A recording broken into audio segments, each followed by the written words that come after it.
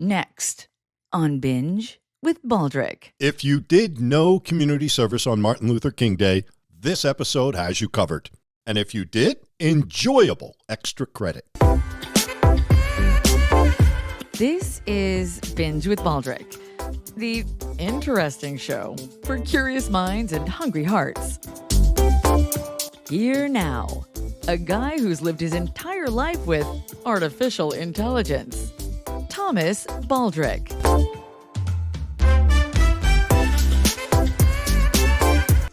Greetings, friends. Much love and gratitude for being here on Binge with Baldrick. I am Thomas Baldrick. I woke up today. Life is good. I am lucky enough to be Julian Baldrick's dad. And after another MLK day, I feel like maybe I have worthwhile things to say. As crazy as it sounds, my little destiny has crossed paths with Dr. King's a few times. Yes or no? Let's go. Isn't it true how time flies? Isn't it also true history often fades with time? Even some of the most important moments in history are further in the rearview mirror as time flies us forward. Just think about the milestones in your life journey. So why not briefly pause here with me just for a moment and reflect on MLK? Maybe he also impacted you in some way. Martin Luther King Day 2026, naturally, I thought of him. It brought up fond personal memories and some others too. His life impacted mine in wonderful ways. Was he perfect? No. And he was the first to say it. He did so often, as a matter of fact. Same for me. So let's not waste time on that. I did enough last night struggling to sleep, feeling like I was just another one of those people who didn't fully honor or appreciate a national holiday we have. I usually do. Anyway, Martin Luther King's career in divinity seemed like it was also a matter of destiny. Same for me in learning about him and from him. No, I never met the man, only his wife, Coretta Scott King, and his son, Martin Luther King III. Talk about a kid with a tough act to follow. This leads right into my own tough act with King's holiday. Gift from MLK #1. I still don't know how, but the first documentary I worked on in my television career involved him. It was years ago as a young producer at the CBS television station in Philadelphia, my first job. The CBS network had a documentary on Dr. King for airing on all of the local stations it owned and operated in major markets, Philly, New York, Chicago, LA, and so on. Despite other colleagues being far more experienced, including plenty of African Americans, I was assigned to write and produce a brief open and close to the King documentary. Though I had been blessed to do other projects for the same department, this particular assignment for me, and for plenty of other people too, was confusing. Why me? Now, you may not have known this, but at that time, I was also Caucasian. Adding to the challenge, I was raised in a family where racism wasn't hidden. So I didn't even feel worthy to do this assignment.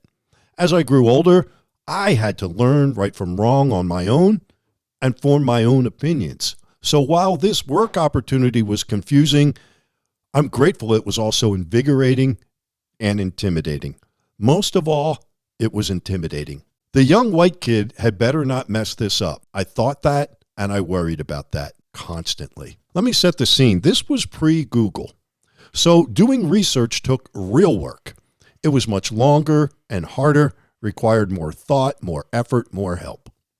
My research on Martin Luther King Jr. had me wandering deep into the film and video vaults at the TV station and the network. I did the same and more at the main branch of the Free Library of Philadelphia. I discovered young Martin Luther King attended the Crozer Theological Seminary in Chester, Pennsylvania, right outside Philly. And despite being a minority at the school, one of a few black students, nonetheless, he graduated as class valedictorian in 1951.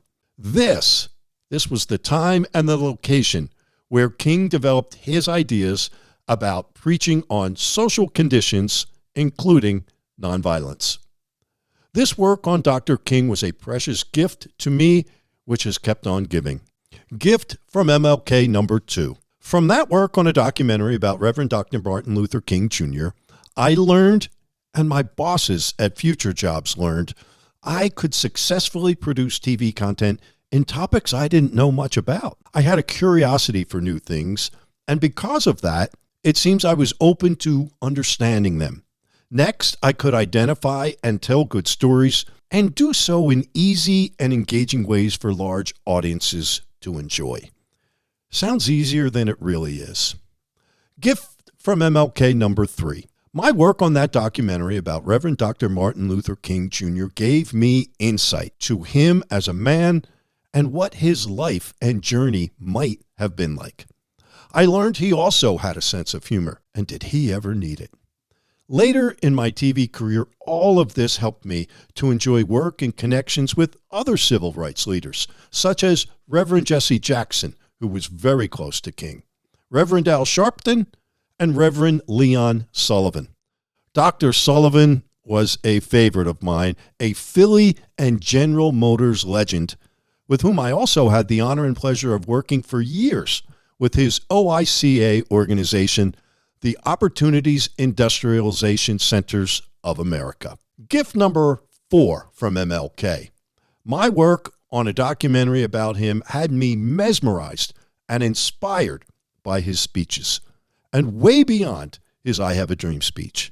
I still feel this way today. How great of a social preacher was Reverend Dr. Martin Luther King Jr.? I think he remains seriously undervalued as an influential and inspirational speaker. Here is something to consider which is never discussed. Yes, he had followers. However, everywhere he went, everywhere he spoke, he also had opponents and even enemies. Keep in mind, King was trying to convince everyone of his messages on justice, equality, and nonviolence. He was trying to win over those in power. He was trying to win over white people. And he was also trying to win over many Negroes who at the time were angry, and so humiliated, so disillusioned, and so disenfranchised. They also were at odds with King himself, and they were passionate about it. Time and again, in difficult settings with vocal, visible hostility, Martin Luther King Jr. was able to win over audiences, or at least big parts of them. Naturally, this too had a major positive impact on me when I began public speaking. I think of the man often, with gratitude. Gift from MLK number 5. Back in the day, I was the first national TV reporter to do a piece on George Raveling's amazing story with the original I Have a Dream speech. Coach Raveling, who recently passed away, is in the Basketball Hall of Fame. If I had a vote, he would be in the Humanity Hall of Fame. At the time, he was coach at USC. I was then the staff reporter for the weekly show Billy Packer's College Basketball. I begged to do a non-basketball story with George Raveling, who went to the March on Washington with his best friend. They were just two young black men there to be a part of history, as this was scheduled to be the largest gathering of black people in our nation's history. As fate would have it, in Washington the night before, they were met by a stranger and asked to volunteer. Partly because of his size and showing up super early, George Raveling was assigned to security and placed at the speaker's platform. He estimates he was maybe 6 people away on the left from the podium during the historic I Have a Dream speech. Now, for more unbelievable parts of the story, immediately after the I Have a Dream speech, young George Raveling went up to congratulate King. He was so touched by the speech, he asked him how could he possibly get a copy of the speech so he could remember it and relive it. In a shocking surprise, Reverend Dr. Martin Luther King Jr.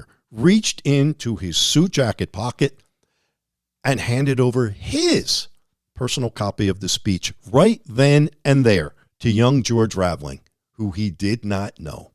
When we did our TV story, George Raveling admitted to me the papers had been somewhere in his basement. He had honestly lost track of where they were.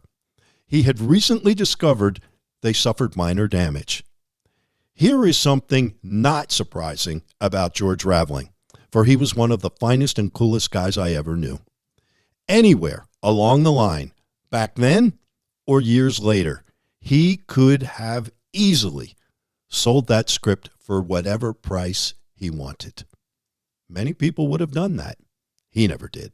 Instead, Raveling donated the original copy of the I Have a Dream speech script to his alma mater, Villanova University, where it remains in safe, secure hands today.